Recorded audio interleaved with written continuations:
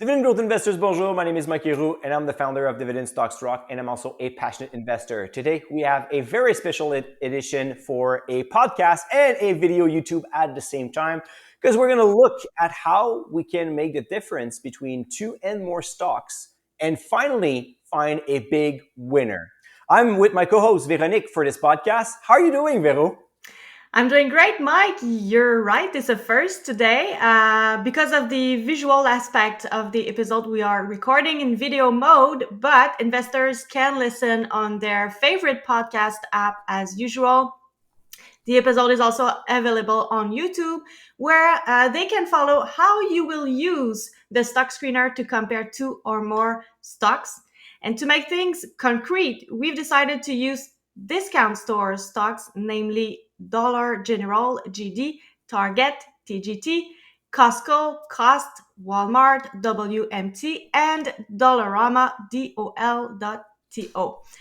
Again, investors, you should not consider today's thoughts as buy or sell recommendations. You should always do your due diligence before buying or selling an equity.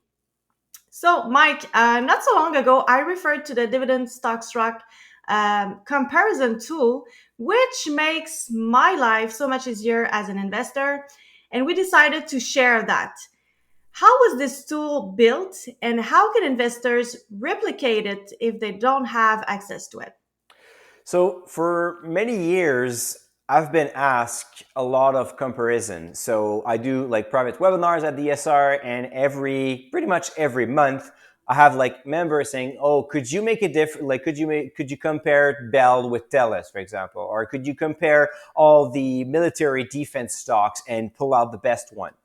And over the past few years, I was trying to find a way to do that with what we have. So the stock cards, the analysis, the numbers, and the problem is, and if you do it on your own using free tools, is you're going to have multiple tabs open on your screen, and then you're going to jump from one place to another, or you're going to spend hours to gather all this information, put that into a spreadsheet, and then starting to really compare like what is the revenue growth, what is the dividend growth, the payout ratios, and so on.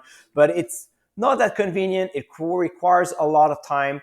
And at one point I thought, well, I have all this information in our database. So it's Right. just a matter to create a module that would allow us to put any stock side by side and start looking at important metrics. Obviously, the stock comparison tool that we have built is geared towards dividends. So we have like a huge section about dividend, but also about valuation, an overview of the company, and other metrics. In total, I think we have like 36 financial metrics. Mm-hmm. So we can have a very good idea of what each company has, like their strengths and their weaknesses, just by looking at numbers in a very fast way to look at them. And sometimes there are investors who ask you to compare stocks that are not in the same sector. Is it a good idea?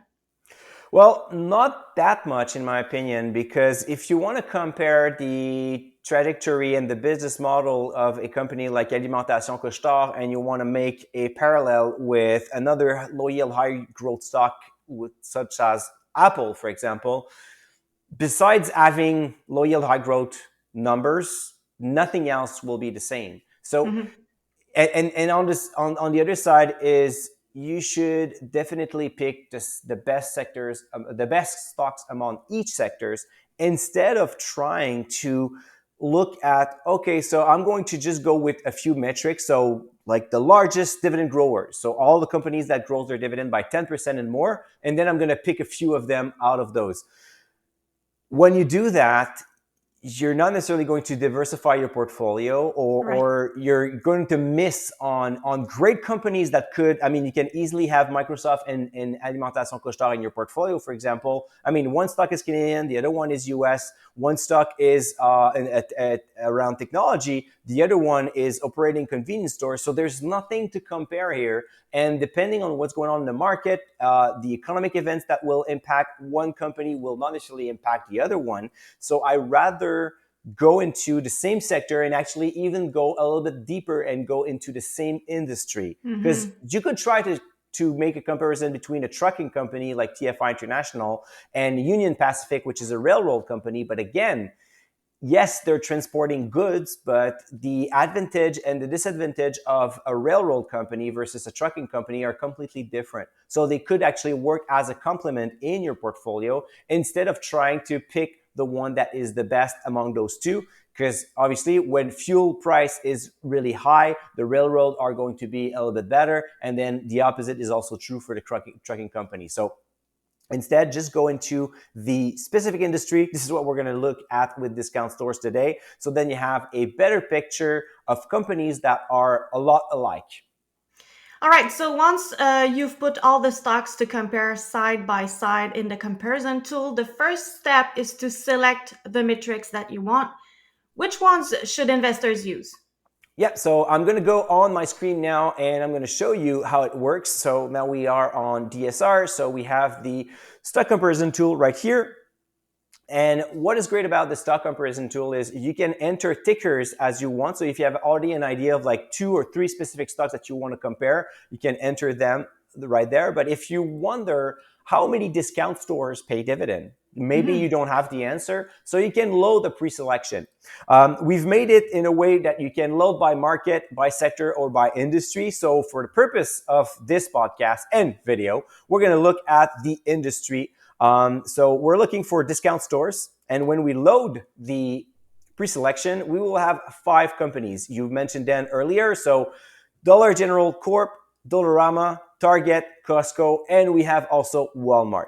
The first thing I like to see is obviously on the stock comparison tool, you'll have the overview, but in this case, we're looking at all discount stores, so it's a lot easier to define what they are. You have the ratings, but at this point, it's not exactly what I want to look at. I'm a lot more interested in looking at the dividend triangle. Because already, if there's one company that shows me weak numbers, I'm gonna put it aside already because I don't want to invest in a business that have weak metrics right besides others that are thriving.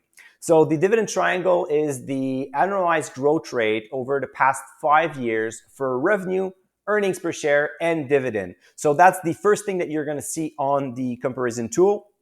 And for example, you can see that Dollar General shows double digit everywhere. So we have 10% of revenue growth, annualized growth rate for the past 5 years, almost 16% for earnings per share, and almost 16% for dividend growth as well. Now, if you look at the others, well, you're going to see that Target and Walmart has weaker numbers. So for Target, we have revenue growth of 8.5, earnings per share growth over the past 5 years, only 2.5. So that's not much. And then the dividend growth is still pretty decent at 10%. For Walmart, it's even weaker. So we have 4% revenue growth, 15% for EPS, and then only 2% for the dividend growth rate, which is definitely not that much. On the other side of the spectrum, we have Costco showing double digit as well, similar to Dollar General, and then Dollarama that has like a business model a little bit easier to compare with Dollar General that shows a little bit weaker numbers, but high single digit instead of double digit, but still a very solid dividend triangle. So already in my mind, after like a few minutes, I can already tell you that I kind of prefer Dollar General, Costco, and Dollarama over Target and Walmart. Obviously, there's a lot more to look at, but at the first glance, that will be my first impression. Since everything is positive here, so all the dividend triangle are growing, so that tells me that businesses are making more money, making more profit, and increasing their dividend. I'm not ready to take one off that stock comparison yet, but just in my mind, I'm like, yeah, I already have my favorite 3, even though I need to dig a little bit further after looking at the dividend triangle. So, Mike, before looking deeper at the numbers, we need to compare business models. Discount stores are quite easy to understand, but overall, how would you do it? Yeah, that is also super important because even if we look at a specific industry, we definitely have 3 different business models here. So we have the dollar store with Dollar General and Dollarama. We have what I call the general retailer with Target and Walmart. And we have a warehouse retailer with Costco. So they're all a bit different. And that will also explain us a little bit more about how they will react depending on what's going to happen on the economy. So to have a better understanding, and we're not going to do that like for all the 5 companies, but what I want to show you here is in the overview section, we can also have access to the stock cards. So by going on the stock cards, if I want to know like what is really going on with Costco, I can click on it. And what's going to happen is I'm going to have the entire analysis of Costco on the website. And this is how you should do it on your end, determining like, okay, so what is the business model? What are the pros? What are the cons? So the strengths and the weakness of each company, so that it will tell you a lot more about how it will grow in the future and how it can be a good fit or not a good fit in your portfolio. The other thing that is important as well is to look at the dividend triangle in terms of a graph instead of just the numbers. Because when you look at the numbers, you see double digit everywhere. That's fine. But when we look at the graph, then you have a better story. So when we look at Costco, everything looks fine. It's very stable. And this is why it's one of my favorite discount store. However, if we go back a second and we look at Dollar General, where the numbers for the past 5 years looks amazing, but when we look at the dividend triangle, we see that there are a few problems here. So the revenue keeps increasing, but now the growth is slowing down over the past 2 years. So since 2021, they had an amazing run during the pandemic, but now we can see, okay, there's maybe a little bit of a problem here. The earnings per share are stagnating and actually slightly going down since 2021. So we see now that the past 5 years numbers have been bolstered by the pandemic. So anything that happened between 2018 and 2021. But the last 2 years, we do not have the same landscape. We don't have the same picture. Same with the dividend. We see that we had very important dividend growth, especially the one in 2022. But after that, the one in 2023, not that great. And we see that the stock price is going down. So what's going to happen next? Well, you can see that while you compare the two trends from Costco and Dollar General, Costco's trends are almost perfect. Everything seems to be still growing double digit. But on the other side, for Dollar General, it's another story. Now you need to go a little bit deeper in understanding the business model to know what's the story behind the revenue that are almost slowing down and the earnings per share that are stagnating.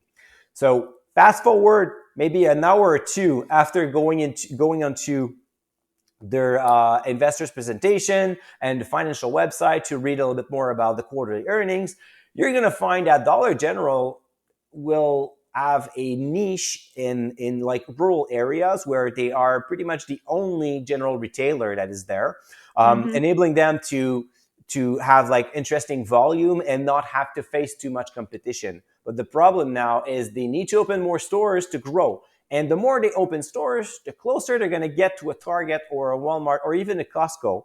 And then the competition arises and it's going to be a little bit tougher. Another difference between Dollar General and Dollarama is Dollar General has a lot more competition as well inside their own turf. So we have Dollar Tree, for example, that pretty much have the similar target in terms of business model than Dollar General. So that hurts them a little bit more. So more competition. Inflation puts some pressure on their margin. That explains why the earnings per share are struggling. And when you're thinking about like what's going to happen in the next 2 years, because it's one thing to look at the past, but now we see that everything is slowing down.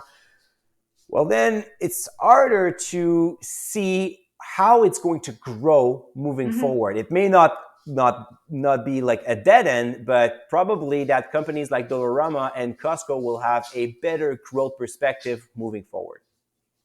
All right, so Mike, until now you've looked at the dividend triangle in terms of numbers and in terms of trend, and you also talked about Dollar General, naming that it's not necessarily your favorite. Which other companies would you maybe start to eliminate at this point? Well, at this point, I'm a bit curious about Dollar General. Probably that not going to be make my selection, and then we can do a little bit more digging into Target and Walmart. So the second step after you look at the dividend triangle, what you can do is to look at the dividend stats. So in terms of dividend stats, now that will tell you, like, first you can look at the yield, which is not my favorite stats to look at, but depending on which type of investor you are, if you're looking for income, well, obviously Target looks a lot more appealing with a yield over 3% than Walmart or Costco that are like 1.5 and 0.70%. And definitely Dollarama at 0.27%, you're probably going to discard it completely. Mhm. In my opinion, since I'm a dividend growth investor, I don't mind the yield. It's not something that means anything to me. So I'd rather focus on the stats, the other stats such as the payout ratio and the 1 year, 3 years, and 5 years dividend growth streak. So for in terms of payout ratio, when I look at Target and Walmart, obviously there are much larger companies, more mature, more stable, but their payout ratio are still in line. So we have a payout ratio of like 70% for Target and 55% for the cash payout ratio, compared to Walmart at 52 and 48. So pretty stable. But again, if you look at what happens at Costco and Dollarama, we have 27% for the payout ratio for Costco. The cash payout ratio is only 19%. And for Mhm. Dollarama, it's even lower at 8% and 6%. So definitely now we have two companies, Costco and Dollarama, that are definitely low yield, high growth stocks, which they're going to spend their money elsewhere than rewarding investors, where we have two other major companies that are being reflected with the dividend triangle and also into their payout ratio with Target and Walmart. So at this point, you kind of have like separating the four companies in two groups. Do you want to have like a little bit more stability and forget Mhm. about everything else? Or are you more interested in growth, but maybe it's going to be a rocky road?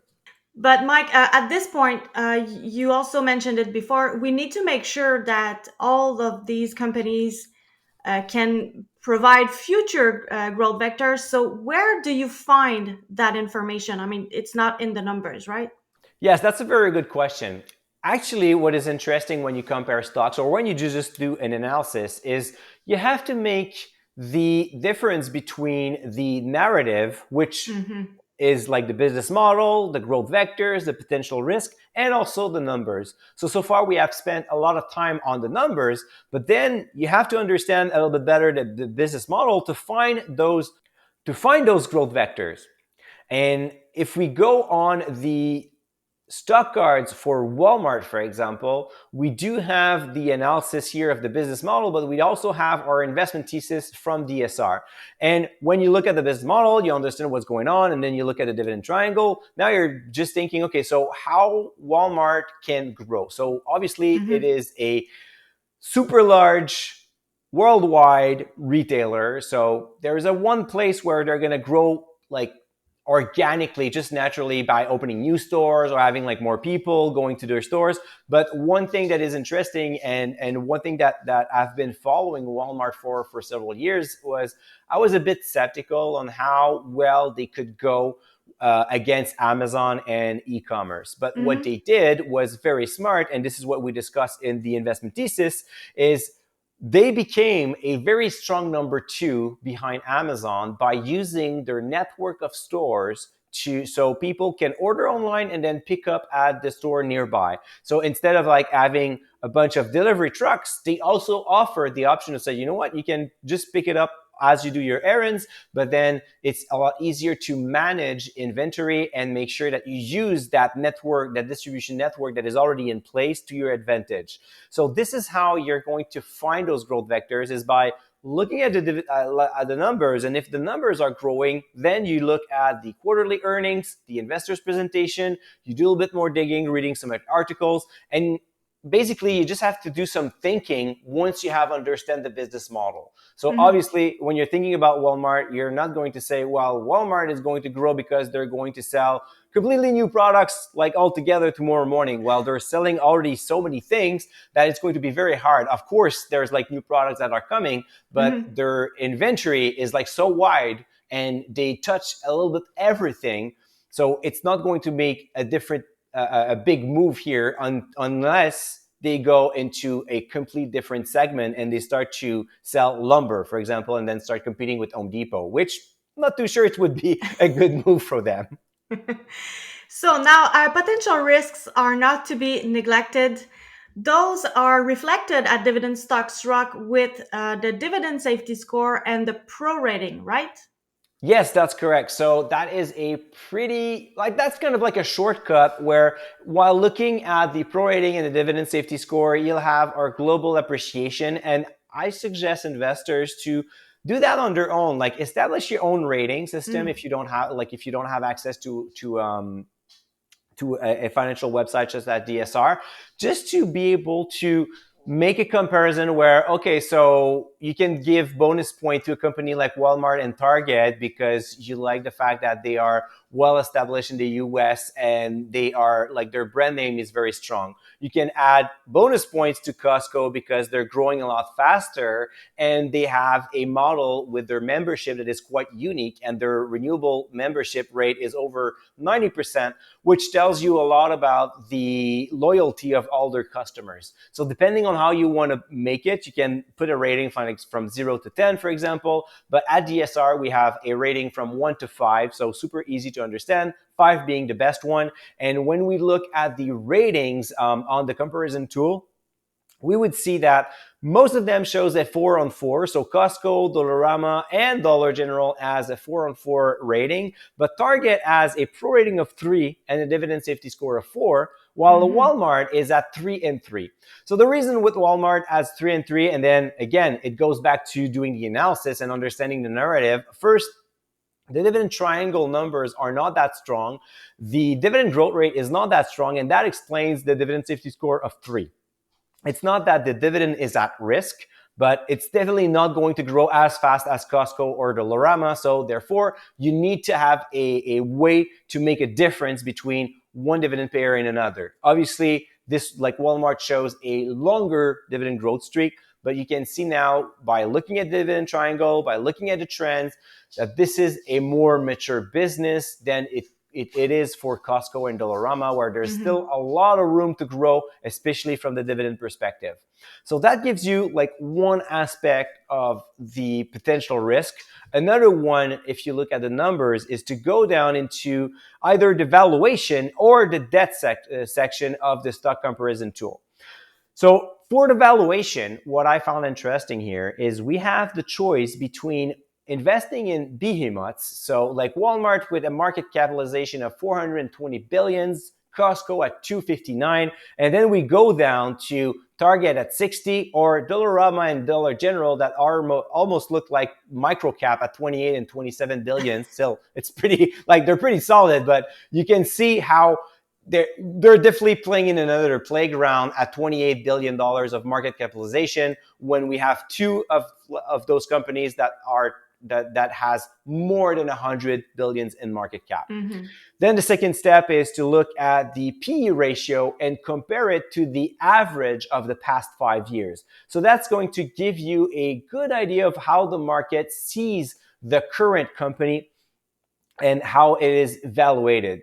So, for example, if we look at the average for Walmart over the past 5 years, it used to trade at, like, the average is at 33, but right now the forward P ratio is at 22. So that tells you that the market is not giving much value right now to Walmart, and then could probably hint as maybe there's a value play here. So if you really like a large, stable, mature business, this one looks not too overpriced. Another way to compare it is to look at the current yield with the average 5-year yield. So the current yield for Walmart, again, for example, is 146, and the average past 5 years is 1.60. So again, slightly under the average, not too much, not enough to move the needle, but it just tells you that probably that Walmart is not trading at such an expensive price compared to the past 5 years. Moving on to, let's say, Target, we have a average of 5 years PE ratio of 19 and a forward PE ratio of 14.6. So again, and if you look at the stock graph, you'll see that Target's stock price has declined in 2023. So again, we may have an interesting entry point for Target. What's interesting as well is when you're looking at those low yield, high growth stocks, such as Costco, for example, that always seems to be trading at crazy valuation. So the forward PE ratio for Costco is 36.6. So at first you may be thinking, well, I'm not ready to pay like almost 40 times the earnings. That sounds completely ridiculous, but that is because the company is showing double-digit growth on all metrics, revenue, earnings, and dividend. Right. If you look at the average of the past 5 years, the stock used to trade at 37.86. So even if 36.6 seems like a rich valuation, you're not necessarily buying it at a super high price. It's pretty much the price the market is willing to pay for Costco shares. Obviously, it's definitely a lot more than what Target and Walmart is trading at. But there's also a reason for that is Costco is thriving right now, while Walmart and Target, they're just growing slowly and steady. Mm-hmm. When we're talking about risk, obviously we cannot talk about risk and ignore debt. So then we do have debt on equity, financial debt to EBITDA, the current ratio, and also the credit score. I kind of like the credit score a lot because the credit score at DSR is an aggregated version of a 6 or 7 metrics coming from Refinitiv. So they look at like plenty of debt ratios and combine them together, and then they will give you a rating from 0 to 100. So the highest score, the better. And in Mm-hmm. this case, we see that, and if you look at the debt on equity, for example, or the financial debt on EBITDA, we'll see that Target has higher debt ratio than Costco, Walmart, and Dollar General. And then for the credit score, what is interesting is we have a very poor credit score for Dollar General at 11, a not really good score for Target at 29, but then we have stellar scores for Dollarama at 93, Walmart at 88, and Costco at 96. So at this point, it's been a while that we look at those companies, we look at the Mm-hmm. stock markets, we look at the business model. Here, that is like quite interesting is if we look at Dollar General versus Dollarama, it seems quite clear that Dollarama is a better company than Dollar General. Right Right. now, the dividend triangle is stronger, the trends are a lot stronger as well, and they're well established in Canada where there's less competition than Dollar General is facing. When we look at the debt situation, Dollar General has a like poor credit score as well and worse ratio than Dollarama. So we can decide to take Dollar General off. And on the other side, when we have the general retailer, we have two. So we have Target and Walmart. Once again, Target has like a bit of a better dividend triangle, but in terms of the debt ratio, it's not that great.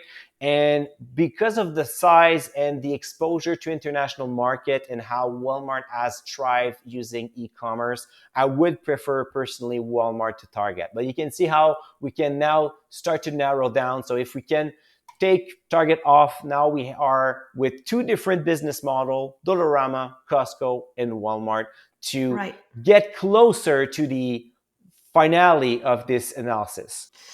But Mike, I'd like to go back to the downsides of each company for a Mhm. minute, because you've looked at the numbers, you've looked at, like I said, the dividend safety score, the pro rating, you've looked at debt level, you've looked at the P ratio and the yield trend over the last 5 years. But would you still read more about the potential downsides of each company? Yeah, definitely. That's a very good question because so far we have eliminated two companies, but now we're looking at three businesses that are slightly different. So it's hard to differentiate. Like if you look at the numbers, it's going to be a little bit harder to pick one Mm-hmm. because they do not operate this at the same level. Right. And we are quite excited about those companies. Like obviously now we have like great metrics and everything, but then you need to know a little bit more about the risk because there's no perfect companies and every companies will face challenges and will have weaknesses.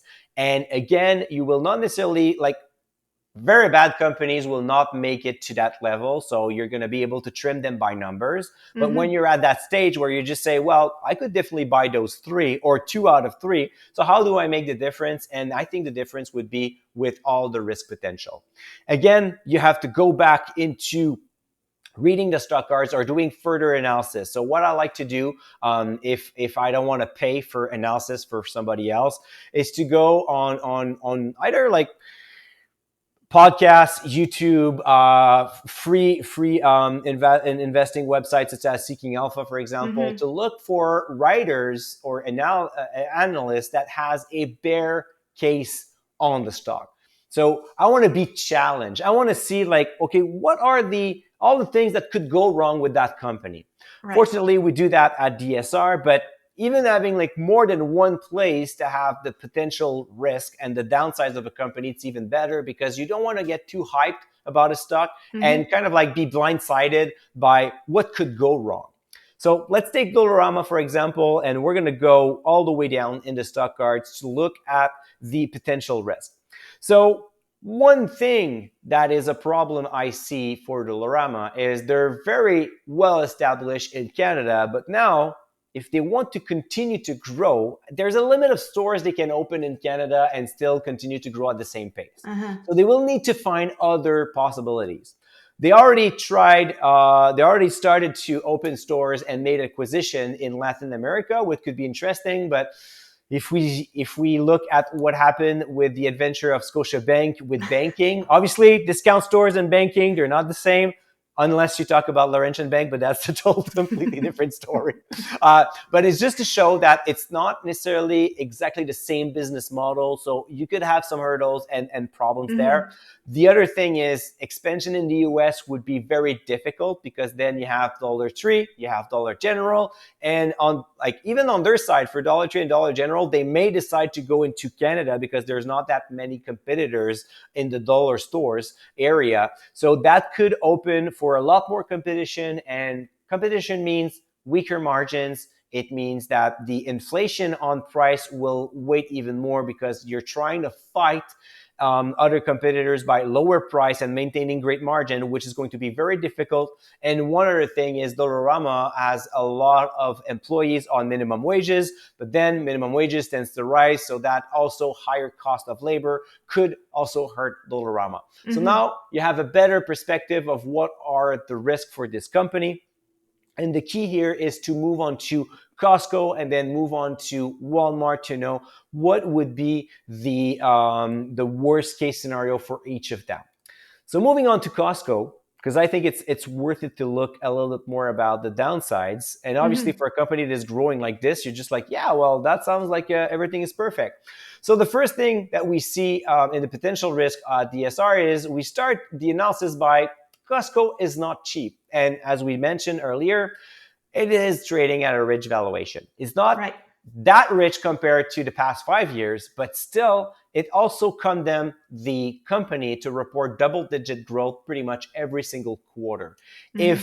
If they skipped a quarter, they missed one, you may see some price weakness at one point, and it's harder to buy a stock trading close to the all-time high due to that reason. So there will be a big fight internally between I want to buy a great company at a great price or I want to buy a quality company at a somewhat rich valuation. So that is like one thing that is harder for them. The second thing is they have some growth perspective on the international market, but so far the bulk of their money is made in North America. So US, Canada, and Mexico, Mm-hmm. most of their warehouses are there. Now it's time for them to find more growth into opening stores outside of North America.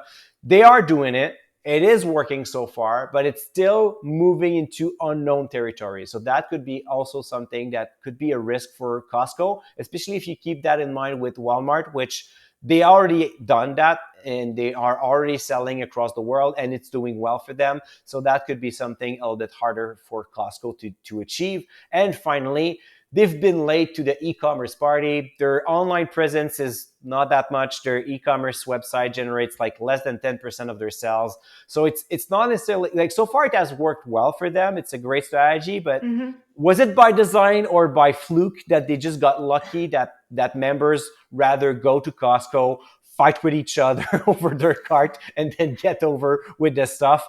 Maybe that was their strategy, but it's unclear because definitely they're definitely late in the e-commerce. So those are like the risk for Costco.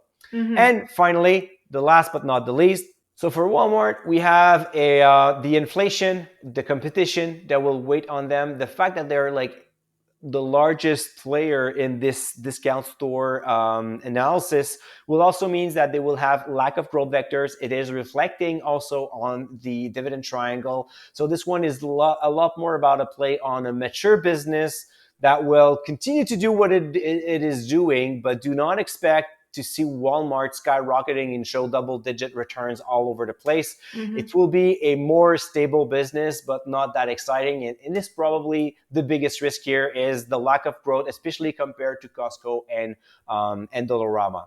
So overall, we now have three companies where two of them are all about growth. The other one is about stability. And looking at the numbers, personally, I would be ready to get rid of Walmart as well, just because of the weak ratings, the weaker dividend triangle. And I don't mind that much having, like, my goal is not to invest in a mature business. So for those reasons, I rather get rid of this one and look at Dollarama and Costco as my final take to the best discount store for this episode. All right. So we already kind of looked at valuation. So what else would make you choose between one or the other? So at this point, we went through a complete analysis. We have the strengths, we have the weaknesses, we looked at the numbers. Mm-hmm. So I would say then it's more about what's in your portfolio and what's your goal as an investor. In this case, Right. it's kind of interesting because we have a Canadian company and a US one. So True. first, depending on if you're American, it's already like a done deal. You go with Costco, you don't even think about that. If you're a Canadian and you have a weak exposure to the US, then Costco would be an interesting one. If you have too many US stocks, maybe you're going to go to Dollarama. So then it becomes unlike the choice of between a good option and another good option. Mm-hmm. When and for me, the what will make the decision between one or the other is a lot more about the numbers at this point, because everything else is pretty much the same. While I do prefer the growth perspective of Costco, mostly because they are a little bit more expanding internationally than Dollarama. That is one. The size as well will play because we have like a larger player. And finally, the numbers. For the dividend triangle, Dollarama is getting eaten alive by Costco for revenue growth, earnings per share growth, and dividend Right. growth. So all of them together, I would pick Costco, and no surprise, it's in my portfolio, so nobody's going to be surprised here. But this would be my big winner at this point, even if it's trading at rich valuation. The main reason is for in my perspective, the valuation is not that important. I rather buy quality companies that will continue to thrive for Mm-hmm. several years instead of trying to get the best deal possible but buying a company that is not that of high quality. All right, Mike, let me do a quick summary and then I'll have one more question for you. So, basically, how to compare two stocks. Well, first of all, you identify in your sector allocation which sector you want to invest in, and even better, which industry you are interested in investing. Then you can select a couple of stocks to put in your comparison sheet or in the comparison tool at DSR. With the numbers, you can quickly identify the companies that are of less quality, and then you look more deeply into the ones that are comparable in terms of quality and business models and valuation and all that. And after that, you can choose regarding your goals and what you are looking for. But all that said, there are flaws related to filters and to numbers. So, what are they, and how can investors avoid them as much as possible? Yeah, this is why we jump today between the narrative and the numbers all the time. Because Mm-hmm. when you look at the numbers, the problem is you just look at the past. You look at what happened. We had a pretty good example with Dollar General where all the numbers look stellar. And then when you look at the trends, you realize that that was really the past. And the past 2 years have been a lot more challenging for this company. So putting the narrative and understanding what's going on will help you not get blindsided by just pulling out numbers and the filters and just go, okay, I will look at companies with high single digit or double digit growth for all the metrics that are important for me, and then I'm good. Same thing with the payout ratio, understanding how it's being paid. If there's like a number that doesn't make any sense, then it always requires you to do more digging. And this part is crucial. I know a lot of investors, they just want to like keep it simple and just look at a stock screener, but that's not enough. Mm-hmm. Understanding the narrative behind the business, understanding the business model, the strengths, the weaknesses will help you know if this business of the past 5 years will be again this business in the next 5 years, because we're investing for the future, we're not investing for the past, and just looking at numbers will blindside you big time. The other thing as well is to understand how numbers are calculated. So from time to time you'll have like debt numbers or payout ratios that seems way off, but in reality, after some digging and some comparison, you realize that the dividend is safe and the company is rolling, it's just capital intensive, and it's normal to have a high level of debt. Mm-hmm. So basically, to me, the numbers are what is giving us the excitement, and the narrative is what will give you the confidence that we need to invest in a company, right? Yeah, definitely. I mean, it's really you cannot just focus on the narrative either. And then we see that for a True. lot of stocks that are not necessarily dividend payers, that Mm-hmm. we're just gonna say, oh, this company is like going to make so much billions of dollars because they're growing and they have like new markets and this and that. But that's just like the hope, right? So it is interesting to have that hope, but if it cannot be backed with numbers, you definitely have to put both together. All right, thank you, Mike, for sharing your tips on how to compare two stocks or more. Investors, a stock comparison tool or a stock comparison process is great to ease your decision making and stay as objective as possible. To get more details on Dividend Stocks Rock and all the tools that we offer, I invite you to visit dividendstocksrock.com. There's even a free workbook button to get our recession proof portfolio workbook for free. For the show notes and related content, hit thedividendguyblog.com/151. Of course, please hit the subscribe button either for YouTube or the podcast on your favorite app. We always welcome everyone. Until next week, stay invested. Stay invested.